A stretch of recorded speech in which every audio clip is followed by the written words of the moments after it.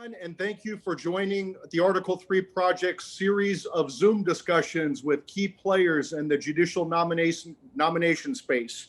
My name is Mike Davis. I am the founder and chairman of A3P. I served as the chief counsel for nominations last Congress on the Senate Judiciary Committee, where I got to work very closely with Senator Thom Tillis from North Carolina, a great man. Senator Tillis is the former North Carolina Speaker of the House, and he was a key player he is a key player in President Trump's transformation of the federal judiciary with the appointments of Justice Neil Gorsuch, Justice Brett Kavanaugh, soon to be Justice Amy Coney Barrett on Monday, an all-time record 53 federal circuit court judges to the critically important federal courts of appeals. That is the last stop for more than 99% of federal appeals. So these slots are critically important, and the president, with the strong backing of Senate Majority Leader Mitch McConnell, my former boss,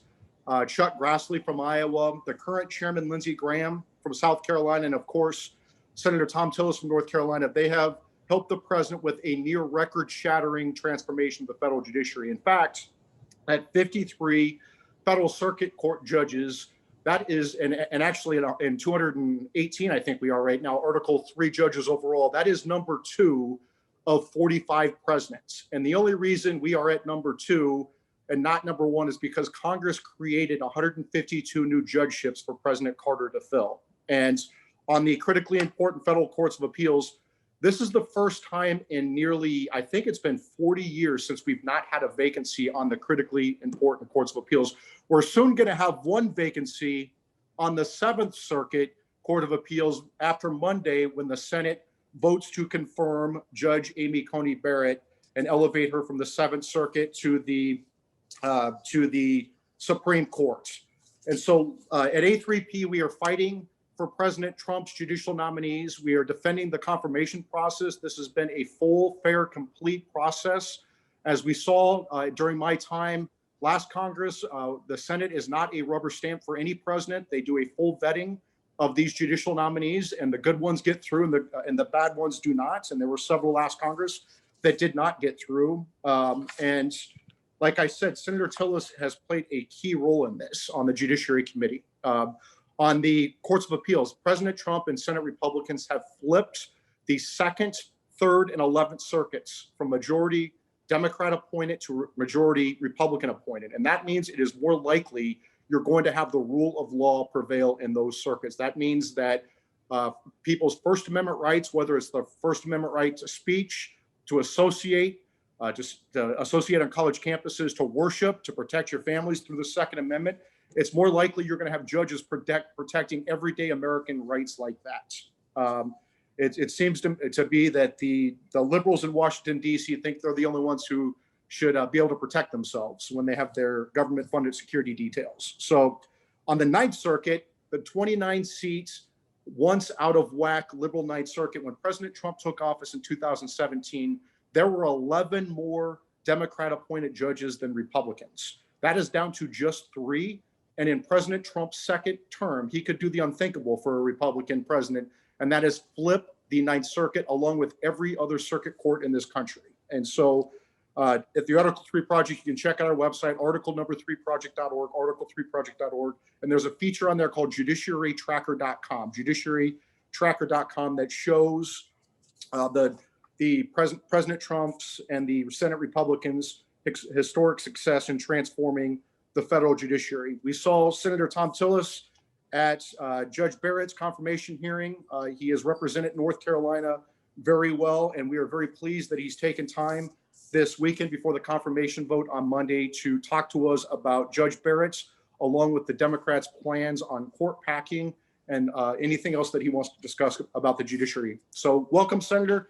And do you have any opening comments for the discussion today? Yeah, thank you, Mike. I remember it was about 2 weeks after I won in 2014.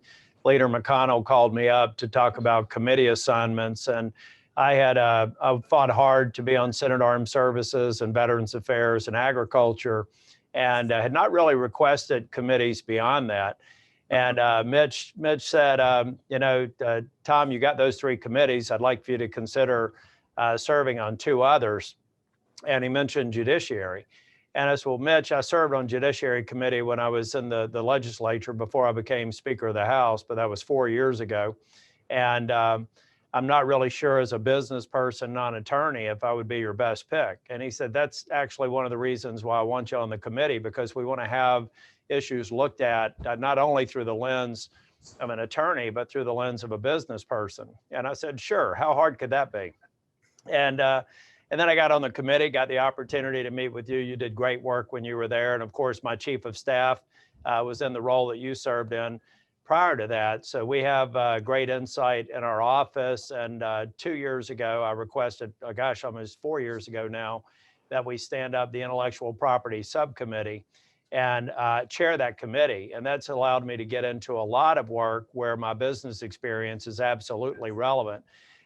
Then we had this historic opportunity to really forward the effort to get the judiciary, the Article III branch, back to actually deciding cases, not legislating. And I think we saw a lot of evidence of that. You see these statewide or these nationwide injunctions by district court judges. You've seen some of the decisions out of the various circuits, and having 53 circuit judges put forward by President Trump, over 150, I think, or right at 150 district court judges, 2 Supreme Court nominees already, and another one come Monday night, has been an extraordinary experience.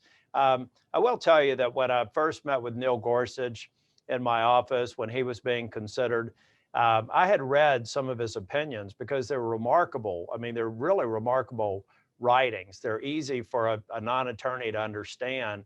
And I told Neil, I told Brett the same thing. I said, I'm completely convinced, based on opinions that I've seen you write, that you are going to take a position that I'm not going to like based on where I am on the ideological spectrum, but you're going to do it for the right reasons. I think you're going to read the Constitution, you're going to read the law, and you're going to render an opinion based on the plain letter of the law and the original meaning of the Constitution. And that's all I can ask of.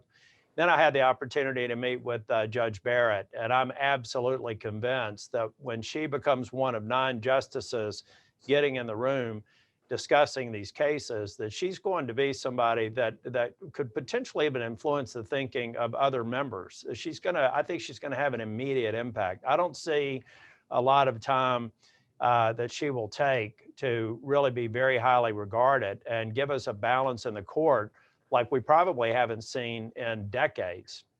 So I look forward to supporting her nomination. I did when I met with Amy, or Judge Barrett. I asked her if she would sign 2 pocket constitutions. I have 2 granddaughters. One will be 3 in about a week. The other one's a little over 2 months old.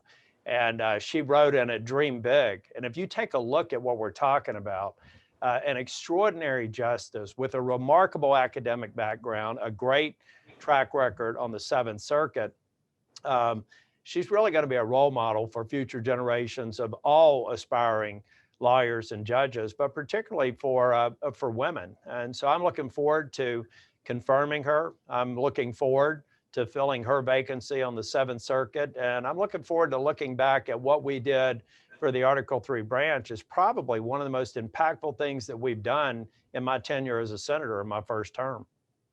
That's great. And so the people out there, I'm going to start asking some questions.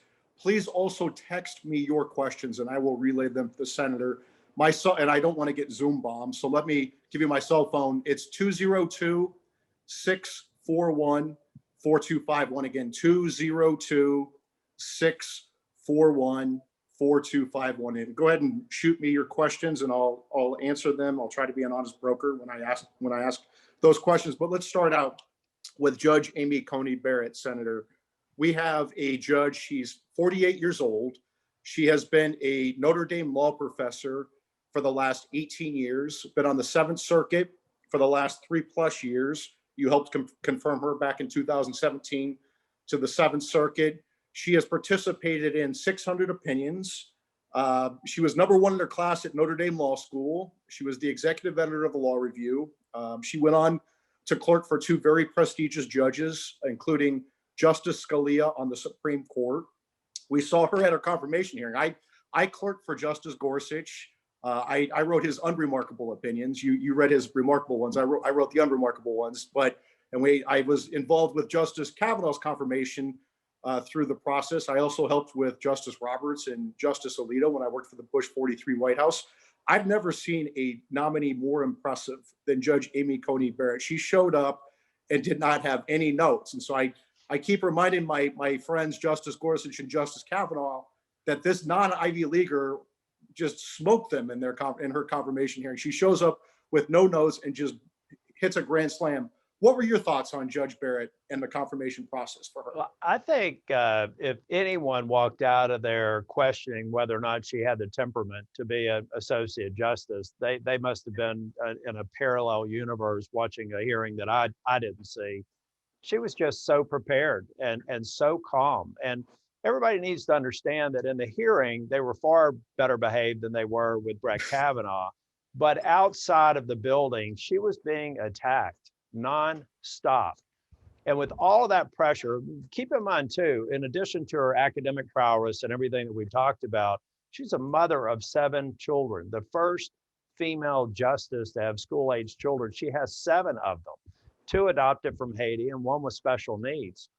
So she's got all the pressure that comes from having that many kids at home, and the pressure that comes from being a circuit court judge, the pressure that comes from being a target by the liberal left. And she walked into there and her heart rate had to be somewhere under 50. I mean, she was just so calm, so focused, so professional, and so patient, and so prepared without a single note. When they got to some of the opinions from those 600, since she's been on the 7th Circuit, what was remarkable to me is after just a brief series of questions by the Senate members, how she was able to recall it and construct how she arrived at the opinion that she took. So look, you've got somebody of this caliber, voted distinguished professor by a broad spectrum of ideologies among students, then you've got an all-star waiting to go to the Supreme Court.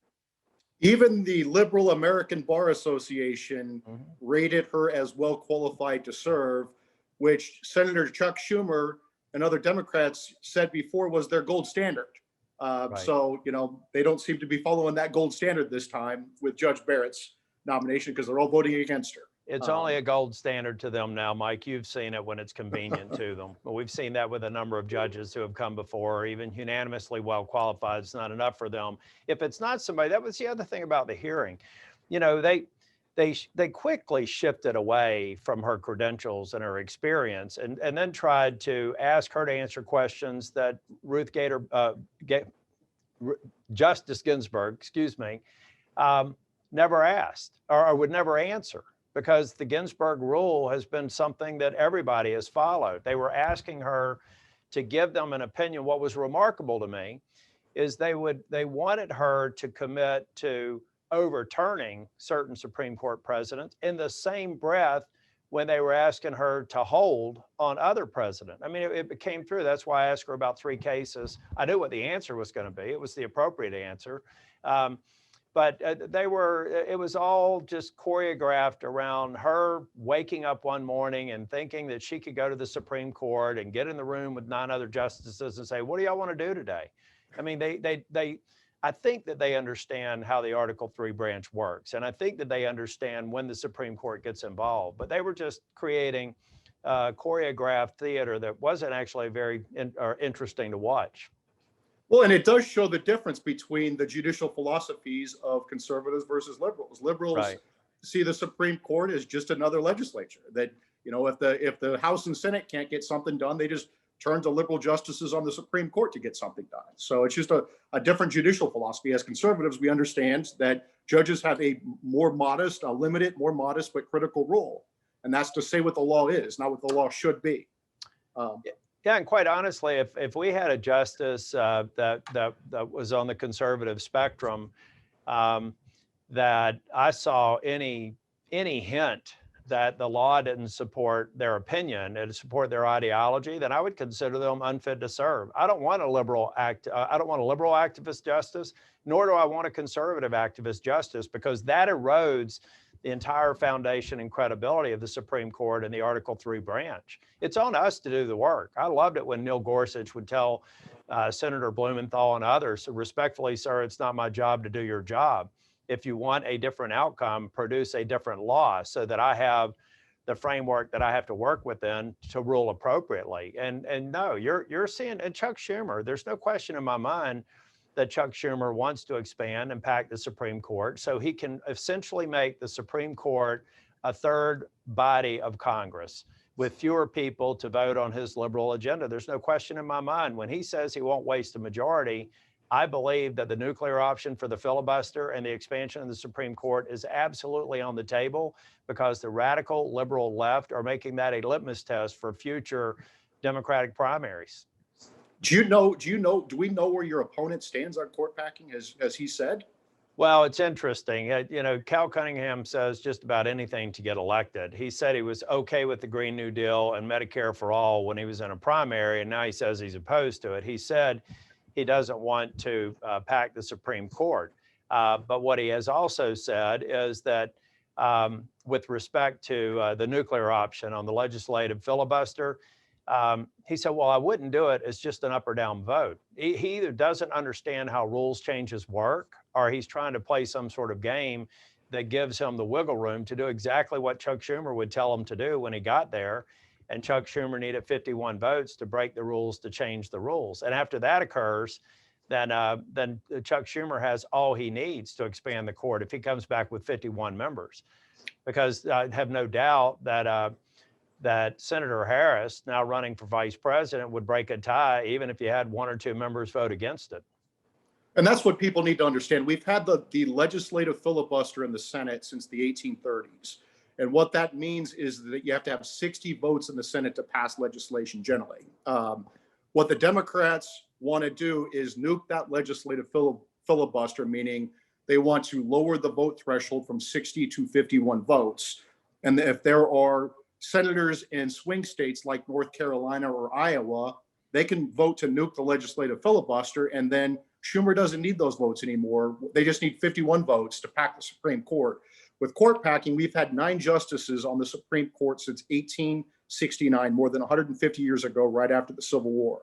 Court packing is so radical that FDR, at the height of his popularity, couldn't get it done when he was trying to jam through policies that were just too extreme at the time, even at the height of his popularity. The late Justice Ruth Bader Ginsburg made the unusual, the extraordinary public denouncement of court packing just back in 2019, because it is such a radical assault on judicial independence that Ruth Bader Ginsburg came out and denounced it. Yet the Democrats, they're not admitting this. Joe Biden, Kamala Harris, these Democrat Senate candidates are not admitting that they're going to push court packing. They use euphemisms. In their 2020 platform for the Democrat National Committee, they call it court reform. But make no mistake about it, it's court packing, and it is extreme. Yeah, and Mike, we had a press conference the other day, and we had a reporter there that was saying, this is all hypothetical. And I said, I don't agree with you. I said, it was about 4 years ago. I was getting a lot of pressure when we had control 4.5 years ago. We had control of the House and the Senate.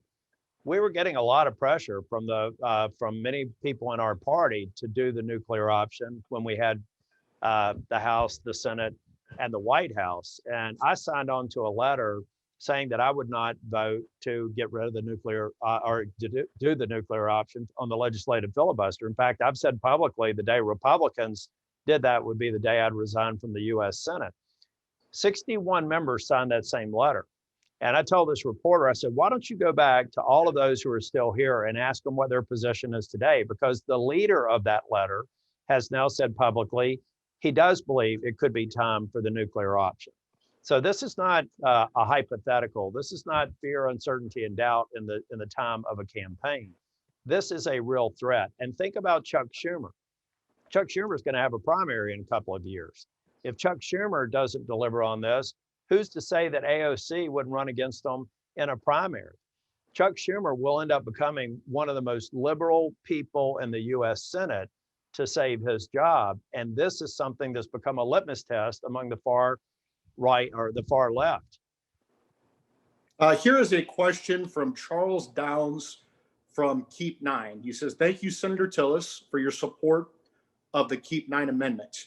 Do you think the Keep 9 amendment should be voted on before the election so the American voters understand who wants to protect the independence of the Supreme Court and who does not? I do, because absent that, then I think it gives more credibility to this notion that Chuck Schumer will go nuclear on the legislative filibuster. I'm going to, as an exercise myself, I am going back to all the signatories on that letter that I signed with 61 senators and see where they are. And if they're not willing to take a public position now, you know all you need to know, more or less like Joe Biden saying, I'll give you my position after the election. Now you say, maybe I'll give you the position after, I guess, one of the bases in the Democratic Party have voted enough to where he won't isolate or he won't polarize one element of his base. But I hope we do get a vote, and we're going to push for it before we get out, before the election, before we get out next week. Here is a question from reporter Zach Cohen from National Law Journal. How has the confirmation of Judge Barrett affected your reelection campaign? I think in North Carolina, early on, the Democrats were really trying to demonize Judge Barrett, but they had the unfortunate experience of seeing her in the confirmation. And so I think the American people looked around and say, my gosh, you guys characterized her as this, terrible, radical right activist judge. And what you saw was this eminently qualified nominee who's been supported by a broad spectrum, including many liberal professors and many people that I guess they hope weren't going to come out. So in North Carolina, they're going, okay, Tillis supports a reasonable person, an extraordinary academic and judge. And generally speaking, I think it's received positively in North Carolina and across the country. The Democrats always pull their scare tactics. Since 1973, when Roe versus Wade was decided, Democrats have been screaming that Republican-appointed justices would overturn Roe versus Wade. And here we are 47 years later, and Roe versus Wade is still there. We have a mother of 7 children, including one with Down syndrome, and the Democrats are claiming that Judge Amy Coney Barrett is on some mission, maybe from God, to come in and overturn pre-existing conditions with the Obamacare decision, something that most legal observers, almost any rational legal observer, says is highly unlikely to happen. Right. So let's talk about that. Let's talk about the Democrats and their scare tactics when it comes to these Supreme Court nominations. What are your thoughts on that? Well, I think they're just that. I think they're trying to mislead. I got a text from a supporter of mine in North Carolina this week. He's had cancer for 6 years. And he said, I'm worried about the court case and pre-existing conditions. His name is Ralph. And I said, Ralph, you don't have to worry about it. I've voted 5 times to protect pre-existing conditions, and I sponsored a bill to do just that. We know that the American people expect us to take elements of the Affordable Care Act that make sense, that are an expectation of the American people, and we will protect it. I don't necessarily think that even the theory that the Democrats have, that the entire act would be struck down. I think that there could be arguments around severability. There could be arguments around a delayed implementation to give Congress time to act. And I think the Democrats, like so many issues, Mike, I think they want to create that fear because they think it benefits them at the ballot box. There is a way to fix healthcare to where people can actually take advantage of it. There is a way to get employers to going back to providing more people with health care if you take away some of the more problematic provisions of the Affordable Care Act. And these are all proposals that we've been talking about for the entire time that I've been in the Senate. But I think that there are some members in the Democratic Party, like immigration reform, where we would like to come up with a balanced approach to immigration reform and border security. I don't know that they necessarily want to fix it. I think that they want people who are on the DACA program to fear that only Democrats can save them. Look, if the Democrats really wanted to save the DACA population, when you had the majorities in the Senate and the House to pass the Affordable Care Act, why didn't you fix it? Or was it a calculation on your part that the best way to shore up your vote with certain demographics is to make them fear the outcome? So I think to me, it's just another tactic. And I think the American people are wising up to it. We are going to protect pre-existing conditions. We are going to have children on their parents' health care under the age of 26 to be allowed to do that. We're also going to create an environment where the people who have insurance are going to be able to use it. And there are millions in this country now that have a health care insurance policy that can't use it unless they get catastrophically ill. I just saw a Fox News alert that Senator Lisa Murkowski is going to vote yes on Judge Barrett. What is your reaction to that? That's good. I expected it. I felt like Senator Murkowski was just going through a process, but I think like so many millions of Americans, the quality of this candidate is one who deserves a yes vote. And I think there are going to be several members on the Democratic side that are voting no, only because Chuck Schumer told them to, not because in their heart, I think in their heart, they believe she's well qualified. She's going to be a great justice. And I'm glad to hear that. Great. Here's the last question, and then we can go into closing. We saw you talked about this at the beginning. We have seen the Senate Democrats attack Judge Amy Coney Barrett's faith and family. We saw this back in 2017 at her confirmation hearing for the Seventh Circuit, where Senator Dianne Feinstein, the top Democrat on the Senate Judiciary Committee, the committee on which you serve, and said that the Catholic dogma lives loudly within you, to Judge Barrett. We saw Senator Dick Durbin, the number 2 Democrat in the Senate, asking her whether she was an Orthodox Catholic, whatever the heck that means. We saw Senator Kamala Harris, the vice presidential nominee, and Senator Mazie Hirono, my favorite of your colleagues, Senator Mazie Hirono, asking Judge Busher from Nebraska grilling him about his involvement in the Knights of Columbus, that Catholic men's charity that hands out that mentors young kids and hands out gifts to kids at Christmas time. What is your response to these Democrat attacks on judicial nominees' faith? Well, Mike, I think you know me well enough to know that I try not to get too angry when I get in Judiciary Committee, but as the only Roman Catholic Republican on the Judiciary, I took personal offense when they were going after these nominees. And again, I think it's a scare tactic. It's not substantiated by any real proof. I've been a Catholic from birth. I was an altar boy. So I took personal offense to that. And I think every Catholic or any person of any faith, that's not this religious litmus test, just is inappropriate. But to me, it was just another one of what I consider to be disgraceful tactics that I've seen, that you've seen in the judiciary, particularly with Brett Kavanaugh. They were just a little bit more sophisticated with Judge Barrett, but it was the same thing, just a little bit more refinement to not make it look as absurd as it really was. There's no evidence in it. I'm very familiar with the Knights of Columbus. I've been a member.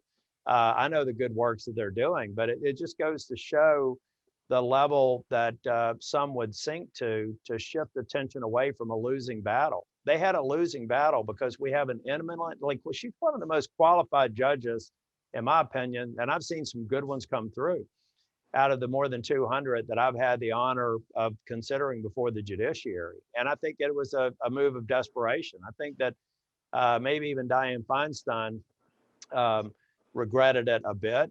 She certainly regrets showing any sort of respect to her colleagues on the other side of the aisle because she's being attacked by the far left. The far left are putting them up to it. There's a few members on the committee that are radical leftists, and they're just naturally going to behave that way. But they're forcing that behavior among members on the Democratic side over the past couple of years very, very differently than the first 4 years that I was on the committee. And I don't think it's going to get better. Well, thank you, Senator Tillis, for your service on the committee, your great work that you've done on judges. Do you have any parting thoughts before we get off here? Yeah, well, I think I got an election here in a week or so. It's pretty important. North Carolina, I saw the latest number in a report today. It's up to almost 245 million spent in the race. It's going to be a record breaker because they know that if they win North Carolina, they most likely have won the majority in the U.S. Senate. And with that majority, with Chuck Schumer being the leader, I think that we're on the brink for the first time in 150 years of taking this country in a vastly different direction. the Article 3 branch will be politicized. It will not look anything like it's looked for the last 150 years if Chuck Schumer succumbs to the pressure of the radical left to do what we all believe he's going to do. So the stakes in this election are very high, and I hope that President Trump gets reelected, so that we have the opportunity to advance the Article 3 branch back to a fully independent institution with all of the respect that it deserves. It's a foundation for our democracy, and we have to work hard to save it.